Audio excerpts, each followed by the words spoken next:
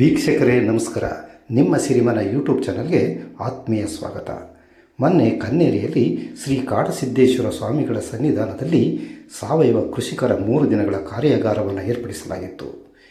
ಈ ಕಾರ್ಯಾಗಾರದಲ್ಲಿ ಶ್ರೀಗಳು ಕೃಷಿ ಆಶ್ರಮಗಳು ಹೆಚ್ಚಾಗಬೇಕು, ಈ ಆಶ್ರಮಗಳಲ್ಲಿ ಕೃಷಿಕರಿಗೆ ಬೇಕಾದಂತಹ ಎಲ್ಲ ಮಾಹಿತಿ ಮಾರ್ಗದರ್ಶನಗಳು ದೊರೆಯುವಂತಾಗಬೇಕು, ಕೃಷಿ ಪ್ರವಾಸೋದ್ಯಮಗಳು ಉಂಟಾಗಬೇಕೆಂದು ಕರೆ ನೀಡಿದರು. ಅಲ್ಲದೆ ರೈತ ಬೆಳೆದಂತಹ ಬೆಳೆಗಳಿಗೆ ಉತ್ಪನ್ನಗಳಿಗೆ ಅಗತ್ಯ ಮಾರುಕಟ್ಟೆಯನ್ನು ಒದಗಿಸಬೇಕು, ಉತ್ತಮ ಬೆಲೆಯನ್ನು ನೀಡಬೇಕೆಂದು ಅಭಿಪ್ರಾಯಪಟ್ಟರು. ಅಲ್ಲದೆ ಕೃಷಿಕರ ಬಗ್ಗೆ, ಕೃಷಿಯ ಬಗ್ಗೆ ಅವರಿಗಿರುವ ಅಪಾರ ಕಾಳಜಿಯನ್ನು ಅವರಿಂದಲೇ ಕೇಳಿಸಿಕೊಳ್ಳೋಣ ಬನ್ನಿ ಸ್ನೇಹಿತರೆ. ಪ್ರತಿ ವರ್ಷವೂ ತಾವೊಂದು 2-3 ದಿವಸಗಳವರೆಗೆ ಇಲ್ಲಿ ಬರ್ತಾ ಇರ್ತಿರ್ತೀವಿ. ಈಗ ಅವ್ರು ಹೇಳಿದಂತೆ, ಪೂಜ್ಯರು ತಿಳಿಸಿದಂತೆ 8ನೇ ವರ್ಷ. ಹಳಬರು ಬರ್ತೀವಿ, ಹೊಸಬ್ರು ಇರ್ತೀವಿ, ಕೆಲವು ಜನ. ಹೀಗೆ ಚಲ್ತಾ ಚಲ್ತಾ ಕಾರ್ವಾ ಪಡ್ತಾ ಜಾತಾ ಹೈ ಅಂತ ಹಿಂದಿ ಒಳಗೊಂದು ಮಾತಿದೆ. ನಾವು ನಡೀತಾ ಹೊರಟೀವಿ ಅಂದರೆ ಜನ ಅದಕ್ಕೆ ಸೇರ್ತಾ ಹೋಗ್ತಾರೆ. ಅದು ದೊಡ್ಡ ದಂಡಯಾತ್ರೆ ಆಗುತ್ತೆ ಅಂತ ಮುಂದೆ. ಇಂಥ ಈ ಸಮಾರಂಭದಲ್ಲಿ ನಮ್ಮ ಪೂಜ್ಯ ಒಕ್ಕಲಿಗರ, ಜಾಗತಿಕ ಒಕ್ಕಲಿಗರ ಮಹಾಸಂಸ್ಥಾನ ಮಠದ ಜಗದ್ಗುರುಗಳಾದಂಥ ಪೂಜ್ಯಪಾದ ನಿಶ್ಚಲಾನಂದ ಸ್ವಾಮೀಜಿಯವರು ಇವತ್ತು ಆಗಮಿಸಿದ್ದಾರೆ. ಅವರ ಶ್ರೀಚರಣಗಳಲ್ಲಿ ನಾನು ವಂದನೆಗಳನ್ನು ಸಲ್ಲಿಸ್ತೇನೆ. ನಿಡಸೋಶಿಯ ಜಗದ್ಗುರು ದುರ್ದುಂಡೇಶ್ವರ ಮಠದ ಪೂಜ್ಯ ನಿಜಲಿಂಗೇಶ್ವರ ಸ್ವಾಮೀಜಿಯವರು ಹಳೆಯ ಮತ್ತು ಹೊಸದನ್ನು ಇಬ್ಬರು ಹಾಗೇ ಇದ್ದಾರೆ, ಜೋಡಿಸುವಂಥ ಪೂಜ್ಯರು. ಅವರ ಪಾದಾರವಿಂದಗಳಲ್ಲಿಯೂ ವಂದನೆಗಳನ್ನು ಸಲ್ಲಿಸಿ, ವೇದಿಕೆ ಮೇಲಿರುವಂಥ ಹಿರಿಯರಿಗೂ ತಮ್ಮೆಲ್ಲರಿಗೂ ಅನಂತ ವಂದನೆಗಳು. ನಿಯಮಿತವಾಗಿ ಎಲ್ಲ ಮಾತಾಡ್ತಾನೆ ಇರ್ತೀವಿ, ಏನು ಮಾತಾಡೋದು ಪ್ರತಿ ಸಾರಿ ಹೊಸದು. ಆದರೂ ನಾಗಭೂಷಣವರು ಅದರಲ್ಲೇ ಒಂದು 4-6 ವಿಷಯಗಳನ್ನು ತಮ್ಮೆಲ್ಲರ ಜೊತೆ ಕೂತ್ಕೊಂಡು ಚರ್ಚೆ ಮಾಡಿ ಮತ್ತೊಂದು ಏನಾದ್ರು ತಗೊಂಡೇ ಬಂದಿರ್ತಾರೆ. ಸೃಷ್ಟಿ ಎಲ್ಲಿವರೆಗೆ ಇರುತ್ತೆ ಅಲ್ಲಿವರೆಗೆ ಸಮಸ್ಯೆಗಳು ಇದ್ದೇ ಇರ್ತಾವೆ. ಸಮಸ್ಯೆಗಳಿಗೆ ಕೊನೆ ಅನ್ನೋದು ಇರೋದಿಲ್ಲ. ಮತ್ತು ಸಮಸ್ಯೆಗಳು ಇರದೇ ಇದ್ದರೆ ಅದು ಸಮಾಜ ಅಂತ ಕರೆಸ್ಕೊಳ್ಳೋದಿಲ್ಲ.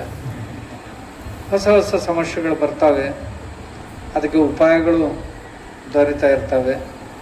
ಕೆಲವೊಂದು ಕಾಲಬಾಹ್ಯವಾಗಿ ತಾನೇ ಹೋಗ್ತವೆ, ಕೆಲವೊಂದನ್ನು ದೂರೀಕರಿಸಬೇಕಾಗುತ್ತೆ. ಹೀಗೆ ಇದು ನಡೀತಾ ಬರುವಂಥ ಪ್ರಕ್ರಿಯೆ. ಕೃಷಿಯಲ್ಲಿ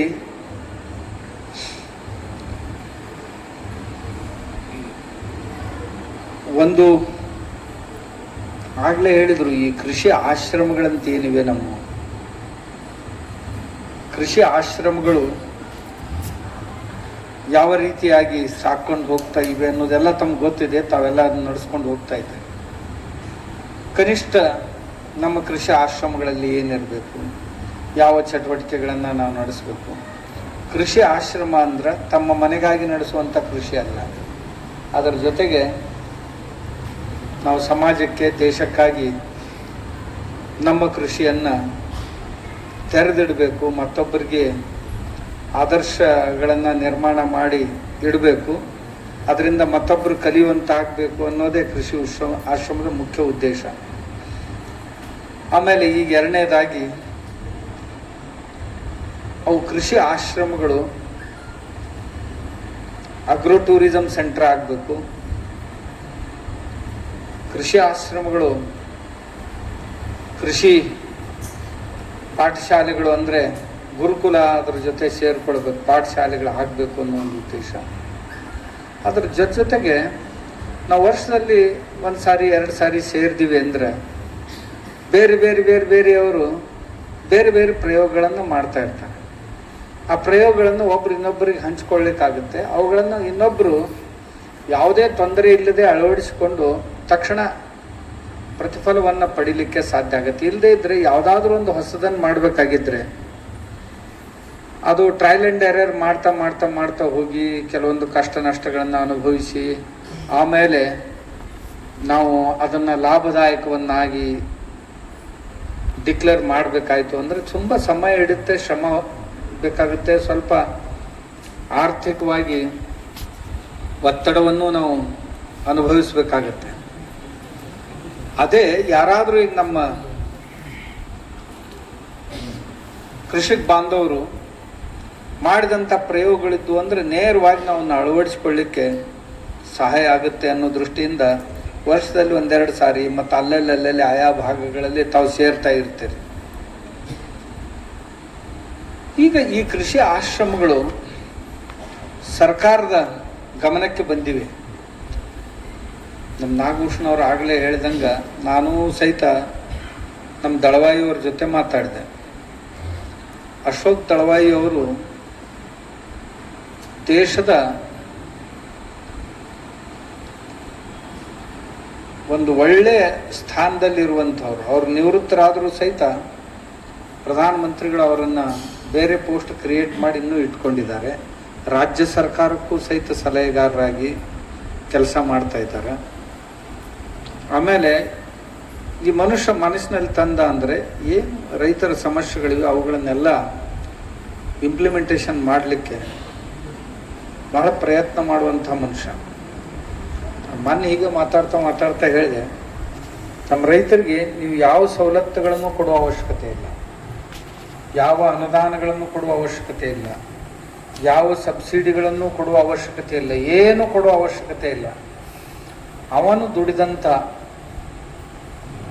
ದುಡಿಮೆಗೆ, ಬೆಳೆದಂಥ ಬೆಳೆಗಳಿಗೆ ಯೋಗ್ಯವಾದಂಥ ಬೆಲೆಯನ್ನು ನಿರ್ಧರಿಸಬೇಕು. ಆ ಬೆಲೆಯನ್ನು ಸರ್ಕಾರ ಕೊಡುವ ವ್ಯವಸ್ಥೆ ಮಾಡಬೇಕು. ಇಷ್ಟಾದ್ರೆ ಸಾಕು. ಅವನೇ ನಿಮ್ಗೆ ಎಷ್ಟು ಕೇಳ್ರಿ ಅವನು ಕೊಡ್ತಾನೆ. ಅದು ಹೇಗೆ ಅವ್ರಿಗೆ ಗೊತ್ತಿದೆ. ಅವರು ಅದನ್ನೇ ವಿಚಾರ ಮಾಡಿ ಅವರು ನನಗಂದ್ರು, ಸ್ವಾಮೀಜಿ ನನ್ನ ಮನಸ್ಸಿನಲ್ಲಿರೋದೇ ನಿಮ್ಮ ಮನಸ್ಸಿನಲ್ಲಿ ಹೇಗೆ ಬರುತ್ತೆ ಅಂತ ಕೇಳಿದ್ರು. ನಾನು ಏನೇನನ್ನ ಮೆಲಕ್ಕೆ ಹಾಕ್ತಾ ಇದ್ದೆ ಅದನ್ನೇ ಎಲ್ಲವನ್ನೂ ನೀವು ನಮಗೆ ಮರಳಿ ನೆನಪಿಸ್ಕೊಡ್ತಾ ಇದ್ದೀರಿ ಅಂತಂದರು.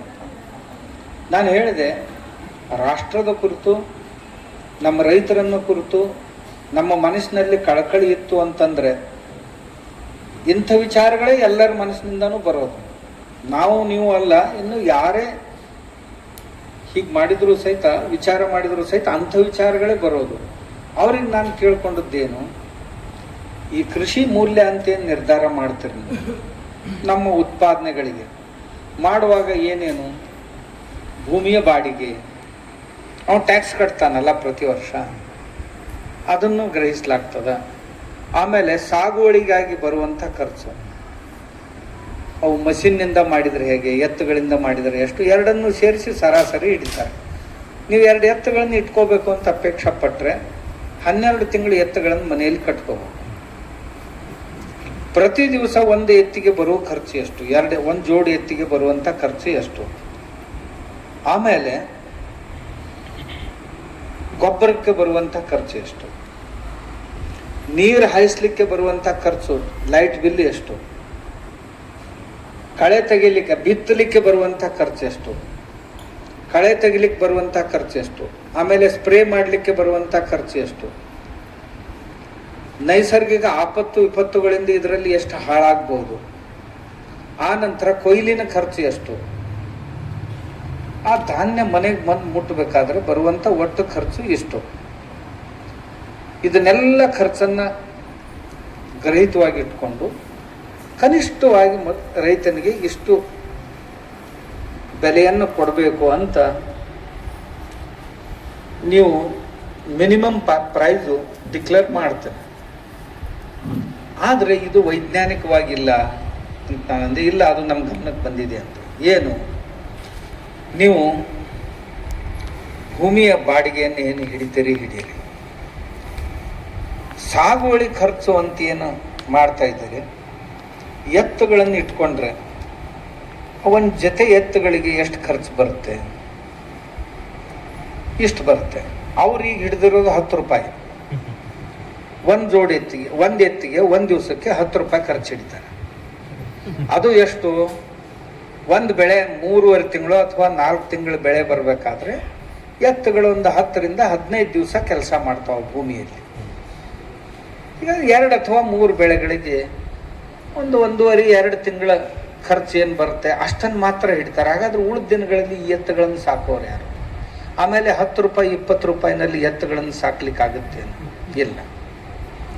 ನೀವು ಕನಿಷ್ಠ ಒಂದು ಎತ್ತಿಗೆ 50 ರೂಪಾಯಿ ಪ್ರತಿ ದಿವಸ ಇಟ್ರಿ ಅಂದ್ರೆ ಒಂದು 100 ರೂಪಾಯಿ ಪ್ರತಿ ದಿವಸದ ಖರ್ಚು ಬರುತ್ತೆ.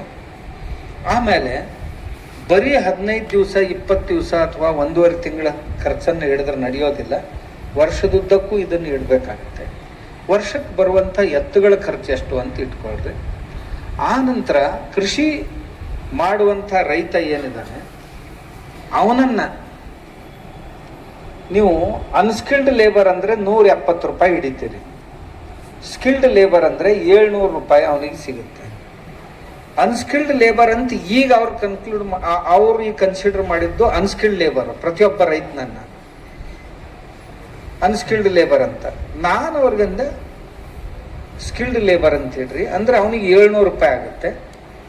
ಹಾಗಾದ್ರೆ ಆ 700 ರೂಪಾಯಿ ಒಂದು ಬೆಳೆ, ಈಗ ಯಾವುದೇ ಒಂದು ಬೆಳೆ ಬೆಳೆದಿದ್ದ ಅಂದ್ರೆ ಆ ಬೆಳೆ ಬರುವವರೆಗೆ ಎಷ್ಟು ದಿವಸ ಆತ ಕೆಲಸ ಮಾಡ್ತಾನೆ, ಆಮೇಲೆ ಅದರಲ್ಲಿ ಅನ್ಸ್ಕಿಲ್ಡ್ ಲೇಬರ್ನ ಯಾರನ್ನ ತಗೊಂಡಿರ್ತಾನೆ ಅವ್ರ ಖರ್ಚು ಎಷ್ಟಾಗುತ್ತೆ ಎಲ್ಲ ಹಿಡಿಬೇಕು ಅಂತ ನಾನು ಹೇಳಿದೆ. ಅವ್ರು ಹೇಳಿದರು, ಸ್ವಾಮೀಜಿ ನೀವು ಹೇಳ್ತಾ ಇರೋದು ಸ್ವಲ್ಪ ಕಡಿಮೆ ಆಗ್ತಾ ಇದೆ. ಏನು ಇಲ್ಲ, ಅವ್ನು ಸ್ಕಿಲ್ ಲೇಬರ್ ಅಲ್ಲ, ಅವನಿಗೆ ಮ್ಯಾನೇಜರ್ ಅನ್ಬೇಕು ಅಂತ ನಾವು ವಿಚಾರ ಮಾಡ್ತಾ ಇದ್ದೀನಿ ಅಂತ ಹೇಳಿದ್ರು. ಅಂದ್ರೆ ನೀವು 700 ರೂಪಾಯಿ ಹಿಡಿಬೇಕು ಅಂತೀರಿ, ನಾವು ಅವನಿಗೆ 1000 ರೂಪಾಯಿ ಹಿಡಿಬೇಕು ಅಂತ ದಿವಸಕ್ಕೆ. ಯಾಕೆ ಮ್ಯಾನೇಜರ್ 1000 ರೂಪಾಯಿಗಿಂತಲೂ ಕೆಳಗೆ ಕೆಲಸ ಮಾಡೋದು. ಅವನು ನಿಜವಾಗಿನೂ ಅವ್ರು ಅಂದದ್ದು ಸರಿ, ಅವನು ವ್ಯವಸ್ಥಾಪಕನೇ ಮ್ಯಾನೇಜರ್ನೇ ಆಗಿರ್ಬೇಕು. ರೈತ ಮ್ಯಾನೇಜರ್ ಆತ. ನಾನೇನಂದೆ, ಅನ್ಸ್ಕಿಲ್ಡ್ ಲೇಬರ್ ಅಂದ್ರೆ ಬುದ್ಧಿ ಇಲ್ದವ್ರು ಏನು ಹಚ್ಚಿರ್ತಾರೆ ಅಷ್ಟೇ ಮಾಡೋರು. ಸ್ಕಿಲ್ಡ್ ಲೇಬರ್ ಅಂದ್ರೆ ಅವನಿಗೆ ಕಾಳಿನಿಂದ ಕಾಳಿನ ಅಂತರ ಎಷ್ಟಿರಬೇಕು, ಸಾಗುವಳಿಯನ್ನು ಯಾವಾಗ ಮಾಡಬೇಕು, ವಾತಾವರಣದ ಜ್ಞಾನ ಅವನಿಗಿರಬೇಕು, ಮಾತನಾಡಲಿಕ್ಕೆ ಬಾರದಂಥ ಪಶುಗಳ ಜೊತೆಗೆ ಕೆಲಸ ಮಾಡುವಂಥ ಜ್ಞಾನ ಇರಬೇಕು, ಯಾವ ರೋಗಗಳು ಬಂದು ಅಂತ ಗುರುತಿಸುವಂಥ ಜ್ಞಾನ, ಆ ರೋಗಗಳಿಗೆ ಯಾವ ಔಷಧಗಳನ್ನು ಬಳಸಬೇಕು ಅಂತಕ್ಕಂಥ ಜ್ಞಾನ, ಯಾವ ಗೊಬ್ಬರದಲ್ಲಿ ಯಾವ ಅಂಶ ಕಡಿಮೆ ಇದೆ, ಏನನ್ನು ಹಾಕಬೇಕು, ಇವೆಲ್ಲ ಜ್ಞಾನಗಳು ಇರೋದ್ರಿಂದ ಆತನಿಗೆ ಅನ್ಸ್ಕಿಲ್ಡ್ ಅನ್ನೋದಕ್ಕಿಂತಲೂ ಸ್ಕಿಲ್ಡ್ ಅನ್ಬೇಕು ಅಂತ ನಾನು ಹೇಳಿದ್ದೆ. ಅವರು ಅದಕ್ಕಿಂತ ಮುಂದೆ ಹೋಗಿ, ಸ್ವಾಮೀಜಿ ಅವ್ರನ್ನ ನಾವು ಮ್ಯಾನೇಜರ್ ಅಂತ ಟ್ರೀಟ್ ಮಾಡಬೇಕು ಅಂತ ನಾನು ತಂದಿದ್ದೀನಿ ಮನಸ್ಸಿನಲ್ಲಿ. ಇದನ್ನು ಈ ರೀತಿ ಮಾಡಿದರೆ ಈಗೇನು ನಮ್ಗೆ ಯಾವುದೋ ಒಂದು ಸೋಯಾಬೀನ್ಗೆ ಒಂದು 3500ನೋ 5000 ರೂಪಾಯಿನೋ ರೇಟ್ ಫಿಕ್ಸ್ ಮಾಡಿದ್ದಾರೆ ಅಂತ ಇಟ್ಕೊಂಡು, ಅದು ಸುಮಾರು 10,000 ಮೇಲೆ ಹೋಗುತ್ತೆ ಈಗಿರುವಂಥ ಬೆಲೆಗಿಂತಲೂ. ನೀವು ಸಬ್ಸಿಡಿ ಕೊಟ್ಟು ಇನ್ನೇನೇನೋ ಕೊಟ್ಟು ಎಷ್ಟು ಕೊಡ್ಬೋದು ಕೊಟ್ಟರೆ, ಅದಕ್ಕಿಂತಲೂ ಹೆಚ್ಚು ನಾನು ಖರ್ಚು ಮಾಡ್ತಾ ಇದ್ದೀನಿ ಅದ್ರ ಮೇಲೆ. ಅದಕ್ಕೆ ನೀವೆಲ್ಲ ಕ್ಲೋಸ್ ಮಾಡಿದರೂ ಪರವಾಗಿಲ್ಲ, ರೈತ ನಿಜವಾಗಿ ಏನು ದುಡಿತಾ ಇದ್ದಾನೆ, ಅವನ ಬೆಳೆ ಬರ್ತಾ ಇದೆ, ಬೆಳೆಗೆ ಒಳ್ಳೆ ಬೆಲೆಯನ್ನು ಕೊಟ್ಟರೆ ಆಗುತ್ತೆ ಅಂತ ಅದನ್ನು ನಾನೀಗ ಶಿಫಾರಸು ಮಾಡ್ತಾ ಇದ್ದೇನೆ. ನಾಗಭೂಷಣ್ ಅವ್ರ ಜೊತೆ ನಾನು ಮಾತಾಡಿದ್ದೀನಿ ಅನ್ನೋ ಮಾತನ್ನು ಅಶೋಕ್ ದಳವಾಯಿ ಅವರು ಹೇಳಿದರು. ಇಲ್ಲ, ಇದು ಏನಾಗುತ್ತೆ, ನಮ್ಮಂಥವ್ರು ಯಾರಾದರೂ ಮಾತಾಡಿದರೆ ಹೀಗೆ ಗಾಳಿಯಲ್ಲಿ ಮಾತು ಹೋಗಿಬಿಡುತ್ತೆ. ಯಾವ ಅಧಿಕಾರಿನೂ ನಮ್ಮ ಮಾತುಗಳನ್ನು ಸರಿಯಾಗಿ ಗ್ರಹಿಸ್ಕೊಳ್ಳೋದಿಲ್ಲ. ಯಾಕಂದರೆ ಯಾವ ಅಧಿಕಾರಿಗಳು ಸಹಿತ ನಮಗಾಗಿ ಕೆಲಸ ಮಾಡುವವರು ಇರೋದಿಲ್ಲ. ಅವ್ರ ಮಾಲೀಕರೇ ಬೇರೆ ಇದ್ದಾರೆ, ಆ ಮಾಲೀಕರಿಗಾಗಿ ಅವ್ರು ಕೆಲಸ ಮಾಡ್ತಾ ಇರ್ತಾರೆ. ನಾನು ಸುಮಾರು ಅಂದರೆ ಈ ಯೋಜನಾ ಆಯೋಗದಿಂದ ಹಿಡ್ಕೊಂಡು ಈ ತಾಲೂಕಾ ಕೃಷಿ ಅಧಿಕಾರಿಗಳವರೆಗೆ ಎಲ್ಲರ ಜೊತೆನೂ ನಮ್ಮ ಸಂಪರ್ಕ. ನೀವು ಇದ್ರ ಕೆಲವು ಜನ ಅದರಲ್ಲಿ ಕೆಲಸ ಮಾಡಿದ್ರು, ನಿಮ್ಗೆಲ್ಲರಿಗೂ ಅನುಭವ ಇದೇ ಇರುತ್ತೆ. ನೀವು ಭಾಳ ಚೆನ್ನಾಗಿ ಮಾತಾಡಿದ್ರಿ, ನಿಮ್ಮ ಸಲಹೆಗಳು ತುಂಬ ಚೆನ್ನಾಗಿವೆ ಅಂತಾರೆ, ಅವರು ಎದ್ದು ಹೋಗ್ತಾರೆ, ನಾವು ಎದ್ದು ಹೋಗ್ತೀವಿ. ನಮಗೊಂದೇನೋ ಒಂದು 2 ದಿವಸ ತುಂಬ ಹೆಮ್ಮೆ, ಭಾಳ ಚೆನ್ನಾಗಿ ಮಾತಾಡಿದೀವಿ ಅಂತ. ಏನೂ ಕೆಲಸಕ್ಕೆ ಬರಲ್ಲ, ಅದರಿಂದ ಏನೂ ಉಪಯೋಗ ಇಲ್ಲ. ಯಾಕೆ ಅಂದ್ರೆ ಕೇಳೋರು ಕೇಳಿದ್ರು, ಹೇಳೋರು ಹೇಳಿದ್ರು, ಹೇಳೋರ್ಗೆ ಹೇಳು ಚಟ, ಕೇಳೋರು ಕೇಳು ಚಟ. ನಾವು ಚಟಗಳಿಗೆ ಬಿದ್ದೀವಿ ಹೊರತು ಅದರಿಂದ ಯಾವ ಸಮಸ್ಯೆ ನಿವಾರಣೆಯೂ ಆಗೋದಿಲ್ಲ. ನಿವಾರಣೆ ಆಗಬೇಕಾಗಿತ್ತು ಅಂತಂದ್ರೆ ಕೀ ಪೋಸ್ಟ್ನಲ್ಲಿ ಇರುವಂಥವ್ರು ಮನಸ್ಸಿನಲ್ಲಿ ತರಬೇಕು. ನಾನು ಯೋಜನಾ ಆಯೋಗದಲ್ಲಿ ಕೃಷಿ ಸಲಹೆಗಾರರಾಗಿ ಅಥವಾ ಕೃಷಿ ಇದುವಾಗಿ ಏನು ಕೆಲವು ಜನ ಅಧಿಕಾರಿಗಳು ಕೂತಿದ್ದಾರೆ, ಅವ್ರ ಗಮನಕ್ಕೆ ತುಂಬ ಸಾರಿ ತಂದಿವಿ. ಅವರು ಎಷ್ಟು ದುಷ್ಟರು ಅಂತಂದರೆ, ನಮ್ಮ ಮಾತುಗಳನ್ನು ಕೇಳಿದ ತಕ್ಷಣ ಅವ್ರು ತಮ್ಮದೇ ಆದಂಥ ಕೆಲವೊಂದು ಪ್ರತಿಕ್ರಿಯೆಗಳನ್ನು, ಹಾಗಾದ್ರೆ ಇಷ್ಟಾದರೆ ನಮ್ಮ ಫುಡ್ ಸೆಕ್ಯೂರಿಟಿ ಏನಾಗುತ್ತೆ, ಅವ್ರ ಮೊದಲನೇ ಪ್ರಶ್ನೆ ಅದು ಫುಡ್ ಸೆಕ್ಯೂರಿಟಿ. ಇಳುವರಿ ಕಡಿಮೆ ಆಗಿಬಿಡುತ್ತೆ ಅಂತ ಒಂದು. ಎರಡನೇದ್ದು, ಇಷ್ಟೆಲ್ಲ ಆದ್ರೆ ಪೆಸ್ಟಿಸೈಡ್ ತೆಗೆದು ಹಾಕಿದರೆ ಈ ಕಳೆಗಳ ನಾಶ ಹೇಗೆ ಮಾಡೋರು, ಇದು ಎರಡನೇದ್ದು. ಮತ್ತು ಮೂರನೇದ್ದು ಮತ್ತೊಂದು, ಇಂಥ 3-4 ಮಾತಾಡಿದವ್ರು ಎದ್ದೇ ಹೋಗ್ಬಿಡ್ತಾರೋ. ನಾವು ಹೇಳುವ ಉತ್ತರಗಳನ್ನು ಸಹಿತ ಕೇಳುವ ಅವಧಾನ ಅವ್ರಿಗಿರೋದಿಲ್ಲ. ಕನಿಷ್ಠ ಇದಕ್ಕಾಗಿ ರೈತರ ಹತ್ರ ಯಾವ ಉಪಾಯಗಳಿವೆ ಅಂತ ಕೇಳುವ ಅವಧಾನನೂ ಅವರಲ್ಲಿ ಇರೋದು. ಇಷ್ಟೊಂದು ಎದ್ದು ಹೋಗ್ಬಿಡೋದು. ಯಾಕಂದ್ರೆ ಅವ್ರು ಕಾರ್ಪೊರೇಟ್ ಸಲುವಾಗಿ ಅಲ್ಲಿ ಕೂತಿದ್ದಾರೆ ಹೊರತು ರೈತರ ಸಲುವಾಗಿ ಕೂತವ್ರಲ್ಲ. ಹೀಗಾಗಿ ಕೋಣನ ಮುಂದೆ ಕಿನ್ನರಿ ಬಾರಿಸಿದಾಗ ಆಗುತ್ತೇನೋ ನಾವು ಮಾತಾಡಿದ್ದು ಅಂತ ಒಂದೊಂದು ಸಾರಿ ಅನ್ನಿಸ್ತಿತ್ತು. ಇದೇ ಮಾತನ್ನು ನಾವು ಕೃಷಿ ಮಂತ್ರಿಗಳ ಎದುರಿಗೂ ಇಟ್ಟಿವಿ. ರಾಜ್ಯ ಕೃಷಿ ಮಂತ್ರಿಗಳಾಗಿರ್ಬೋದು, ಕೇಂದ್ರೀಯ ಕೃಷಿ ಮಂತ್ರಿಗಳಾಗಿರ್ಬೋದು. ಇಟ್ಟ ನಂತರ ನಮಗೆ ಬಂದ ಅನುಭವ ಏನು, ಇವ್ರ ಕೈಯಲ್ಲಿ ಏನೂ ಇಲ್ಲ. ಏನೋ 50 ಲಕ್ಷ 60 ಲಕ್ಷ ಕೋಟಿ ಬಜೆಟ್ ಅವ್ರ ಹತ್ರ ಇದೆ ಒಂದೊಂದು ಡಿಪಾರ್ಟ್ಮೆಂಟ್ಗೆ. ಅತಿ ಹೆಚ್ಚು ಬಜೆಟ್ ಇರುವಂಥ ಡಿಪಾರ್ಟ್ಮೆಂಟ್ ಯಾವುದು ಅಂದ್ರೆ ಕೃಷಿ ಮಂತ್ರಿಗಳಿಗೆ. ಬಜೆಟ್ನಲ್ಲಿ ಅತಿ ದೊಡ್ಡ ಭಾಗ ಇರುವಂಥದ್ದು ಯಾವುದು ಅಂದ್ರೆ ಇದು. ಅದರ ನಂತರ ಗ್ರಾಮೀಣ ಅಭಿವೃದ್ಧಿ. ಯಾಕಂದರೆ ನೇರವಾಗಿ ಈ ದೇಶದ 10-12 ಕೋಟಿ ಪರಿವಾರಗಳು ಅಂದರೆ ಒಂದು 60 ಕೋಟಿ, ಅರ್ಧಕ್ಕಿಂತಲೂ ಹೆಚ್ಚು ಜನ ಇದು ಒಂದೇ ಡಿಪಾರ್ಟ್ಮೆಂಟ್ ಕೆಳಗೆ ಬರ್ತಾರೆ. ಉಳಿದ ಎಲ್ಲ ಖಾತೆಗಳು ಸೇರಿ ಉಳಿದ ಕಡೆ ಹೋಗ್ಬೋದು. ಈಗ ಬಂದರೂ ಸಹಿತ ಅವ್ರು ನೋಡಿದ್ರೆ ಒಂದೊಂದು ಸಾರಿ ಅನಿಸುತ್ತೆ, ಪುಣ್ಯಾತ್ಮರ ಕೈಯಲ್ಲಿ ಏನೂ ಇಲ್ಲ, ಇವರೇನು ಮಾಡ್ಲಿಕ್ಕೆ ಸಾಧ್ಯ ಇಲ್ಲ, ಮಾಡುವವರೇ ಬೇರೆ ಇದ್ದಾರೇನೋ ಅಂತ ಅನಿಸುತ್ತೆ ನಮಗೆ. ಆದರೆ ಈ ಮನುಷ್ಯ ಅದಾನಲ್ಲ, ಈ ಮನುಷ್ಯ ಕೀ ಪೋಸ್ಟ್ನಲ್ಲಿ ಪ್ರೈಮ್ ಮಿನಿಸ್ಟರ್ಗೆ ತುಂಬ ಸಮೀಪದವನು. ಅವ್ರ ಕಿವಿಯಲ್ಲಿ ಏನು ಊದ್ತಾನೆ ಅದು ಎಲ್ಲ ಬಾರಿಸುತ್ತೆ, ಅಂದರೆ ಅದು ಮುಂದೆ ಸರಿಯುತ್ತೆ. ಆದ್ದರಿಂದ ಈಗ ಮಾಡಬೇಕು ಅಂದಾಗ ಅದೇ ವಿಷಯವಾಗಿ ಮಾತಾಡ್ತಾ ಇದ್ದಾಗ ಕೃಷಿ ಪಾಠಶಾಲೆಗಳ ವಿಚಾರ ಬಂತು. ಏನು ಮಾಡಬೇಕು ಅಂತ. ಕೃಷಿಯಲ್ಲಿ ಯಾರು ಬುದ್ಧಿವಂತರು ಬರ್ತಾ ಇಲ್ಲ. ನಾವು ಏನಿದ್ದೀವಿ ಬಹಳ ಜನ ಅನಿವಾರ್ಯವಾಗಿ ಇದರಲ್ಲಿ ಉಳ್ಕೊಂಡವರು. ನಾವೇನು ಭಾಳ ಪ್ರೀತಿಯಿಂದ ಕೃಷಿ ಮಾಡ್ಬೇಕಂತ ಬಂದವರಲ್ಲ. ಈಗ ಇತ್ತೀಚೆಗೆ ನಾವು ಸ್ವಲ್ಪ ಪ್ರೀತಿ ಹುಟ್ಟಿಸ್ಕೊಳ್ತಾ ಇದ್ದೀವಿ ನಮ್ಮದು ನಾವೇನು ಭಾಳ ತುಂಬ ಹಿಡಿಸಿ ಇದನ್ನು ಮಾಡದೇ ಇದ್ದರೆ ಪ್ರಾಣನ ಉಳಿಯೋದು ಇದೆಲ್ಲ ಹಾಗೆ ಹೀಗೆ ಅಂತ ಬಂದವ್ರು ಯಾರೂ ಅಲ್ಲ. ಯಾರೂ ದಯವಿಟ್ಟು ನಾಚಬಾರ್ದಿದ್ರೆ. ಎಲ್ಲಿಯೂ ಸಲ್ಲದವರು ಇಲ್ಲಿ ಸಲ್ಲಿಗೆ ಬಂದಿದ್ದೀವಿ ಅಲ್ವಾ? ಒಂದ್ ವೇಳೆ ಅವಕಾಶ ಸಿಕ್ಕರೆ ಯಾರೂ ನಾವು ಇದರಲ್ಲಿ ಇರ್ತಿರ್ಲಿಲ್ಲ. ಇನ್ನು ಕೆಲವು ಜನ ಉಳಿದ ಅವಕಾಶಗಳನ್ನೆಲ್ಲ ಮುಗಿಸಿ ಎಲ್ಲ ನೋಡಿ ಕೊನೆಗೆ ಅವರು ಬಂದದ್ದು ಅನಿವಾರ್ಯತೆಗಾಗಿನೇ. 2 ಪ್ರಕಾರದ ಅನಿವಾರ್ಯತೆಗಳು ಬಂದಿವೆ. ಆದ್ರೆ ಏನೇ ಇರಲಿ, ತಿಳಿದೋ ಆಗ್ಲಿ ತಿಳಿಯದೇ ಆಗ್ಲಿ, ಇದ್ರೊಳಗೆ ಅದೀವಲ್ಲ, ನಮ್ಮ ಕೆಲಸದ ಬಗ್ಗೆ ನಮ್ಗೆ ಗೌರವ ಇರಬೇಕು. ಮೊದಲನೇದು, ನಾವು ನಮ್ಮ ಕೆಲಸವನ್ನ ಗೌರವಿಸದೇ ಇದ್ರೆ ಮತ್ತೊಬ್ರು ಯಾರು ಗೌರವಿಸೋದು? ರೈತ ತನ್ನನ್ನು ತಾನೇ ಬೈಕೊಂಡ ಅಂದ್ರೆ ಇನ್ಯಾರು ಇವನಿಗೆ ಒಳ್ಳೆಯವರು ಅಂತ ಕರೆಯೋದು? ನಾವು ಅದನ್ನು ಎಲ್ಲರಲ್ಲಿಯೂ ಈ ಹೆಮ್ಮೆಯ ಅಭಿಮಾನದ ಸಂಗತಿ ಇದು ಅನ್ನೋದನ್ನ ಗಟ್ಟಿಯಾಗಿ ಮೂಡಿಸ್ಬೇಕು ನಮ್ಮ ರೈತರ ಮನಸ್ಸಿನಲ್ಲಿ. ಇನ್ನೊಬ್ಬರಿಗೆ ಅನಿಸ್ಬೇಕು ಬದುಕಿದ್ರೆ ರೈತನಾಗೆ ಬದುಕಬೇಕು ಅಂತ. ನಾವು ಕೂಲಿಯವರು ಆಗಬಾರ್ದು, ಮಾಲೀಕರಾಗಬೇಕು ಅನ್ನೋ ಭಾವನೆಯನ್ನು ಎಲ್ಲರ ಮನಸ್ಸಿನಲ್ಲಿ ಮೂಡಿಸ್ಬೇಕು. ಯಾರು ಏನೇ ಅನ್ನಲಿ, ಬೇಕಾದ್ದನ್ನಲಿ, ನಮ್ಮದು ತುಂಬ ಗೌರವದ ಕಾಯಕ, ಇದು ಹೆಮ್ಮೆಯ ಕಾಯಕ. ಮತ್ತೊಬ್ಬರ ಹೊಟ್ಟೆ ತುಂಬಿಸುವಂಥ ಕೆಲಸ ನಾವು ಮಾಡ್ತೀವಿ ಅನ್ನೋ ಅಭಿಮಾನ ನಮ್ಮ ರೈತರಲ್ಲಿ ಮೂಡಬೇಕು. ಹಾಗಾದ್ರೆ ಏನು ಮಾಡ್ಬೇಕೀಗ? ಈಗ ನಮ್ಮ ಕೃಷಿ ಆಶ್ರಮಗಳೇನು ಮಾಡ್ತಾ ಇದ್ದಿರ್ತಾವೆ, ಇವು ಈಗ ತುಂಬ ಸದ್ದು ಮಾಡ್ತಾ ಇವೆ. ಅಲ್ಲಲ್ಲಿ ಸದ್ದು ಮಾಡ್ತಾ ಇವೆ, ಇನ್ನೊಬ್ಬರಿಗೂ ಪ್ರೇರಣೆ ಉಂಟಾಗ್ತಾ ಇದೆ. ನಮ್ಮ ಕೃಷಿ ಕ್ಷೇತ್ರವನ್ನು ನಾವು ಒಂದು ಕೃಷಿ ಆಶ್ರಮವನ್ನಾಗಿ ಪರಿವರ್ತನೆ ಮಾಡಬೇಕು ಅಂತಕ್ಕಂಥ ಒಲವನ್ನು ಜನ ಈಗ ತೋರ್ತಾ ಇದ್ದಾರೆ. ಹಾಗಾದ್ರೆ ಕನಿಷ್ಠವಾಗಿ ಏನಿರಬೇಕು ಅಂತ ನಾವು ಹಿಂದಿನ ಸಾರಿ ಚರ್ಚೆ ಮಾಡಿದ್ದೀವಿ. ನಮ್ಮ ಕೃಷಿ ಆಶ್ರಮಗಳಲ್ಲಿ ಏನು ಚಟುವಟಿಕೆಗಳಿರಬೇಕು? ಕನಿಷ್ಠ ಇಷ್ಟು ಹಣ್ಣಿನ ಗಿಡಗಳಿರಬೇಕು, ಇಷ್ಟು ತರಕಾರಿಗಳಿರಬೇಕು, ಇಷ್ಟು ಧಾನ್ಯಗಳಿರಬೇಕು, ಕನಿಷ್ಠ 1-2 ಹಸುಗಳಾದರೂ ಇರಬೇಕು, ಒಂದು ಗೊಬ್ಬರ ಗ್ಯಾಸ್ ಇರಬೇಕು, ಸೋಲಾರ್ ಲೈಟ್ ಇರಬೇಕು. ಆಮೇಲೆ ಯಾರಾದರೂ ಬಂದರೂ ಹೋದರೆ ಇರಲಿಕ್ಕೆ ಒಂದಾದರೂ ಕೋಣೆ ಇರಬೇಕು, ಅದಕ್ಕೊಂದು ಟಾಯ್ಲೆಟ್ ಬಾತ್ರೂಮ್ ಅಟ್ಯಾಚ್ ಆಗಿ ಅದನ್ನೇ ಗೊಬ್ಬರ ಗ್ಯಾಸಿಗೆ ಜೋಡಿಸಿರಬೇಕು. ಆಮೇಲೆ ಇದ್ದಂಥ ಗಿಡಗಳಿಗೆ ಒಂದು ಫಲಕವನ್ನು ಹಾಕಿರಬೇಕು, ಇದು ಈ ಜಾತಿಯ ಗಿಡ, ಇದಕ್ಕೆ ಪಾರಂಪರಿಕ ಹೆಸರಿದೆ, ವೈಜ್ಞಾನಿಕ ಹೆಸರು ಈ ಪ್ರಕಾರ ಇದೆ. ಈ ಗಿಡದ ಉಪಯೋಗ ಇಂತಿಂಥ ಕೆಲಸದಲ್ಲಿ ಆಗುತ್ತೆ ಅಂತ ತಿಳ್ಕೊಂಡು ಪ್ರತಿಯೊಂದು ಗಿಡದ ಬಗ್ಗೆ ಮಾಹಿತಿಯನ್ನು ನಾವು ಹಾಕ್ಕೊಂಡಿರ್ಬೇಕು ಅಂತ ಅದನ್ನೂ ಚರ್ಚೆ ಮಾಡಿದ್ದೀವಿ.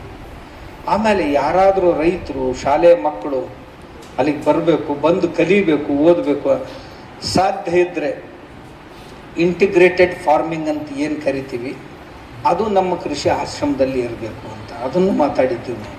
ಇಂಟಿಗ್ರೇಟೆಡ್ ಫಾರ್ಮಿಂಗ್ನಲ್ಲಿ ಏನಿದೆ, ಹಸುವಂತರು ಇರಬೇಕು, ಎತ್ತುಗಳು ಇರಬೇಕು, ಅದರ ಜೊತೆಗೆ ಒಂದೆರಡು ಆಡುಗಳು, ಮೇಕೆಗಳು, ಆಮೇಲೆ ಕೋಳಿಗಳು, ಒಂದು 4-6 ಕೋಳಿಗಳು, ನಮಗಾಗಿ ಅಲ್ಲ, ಕೃಷಿಗಾಗಿ.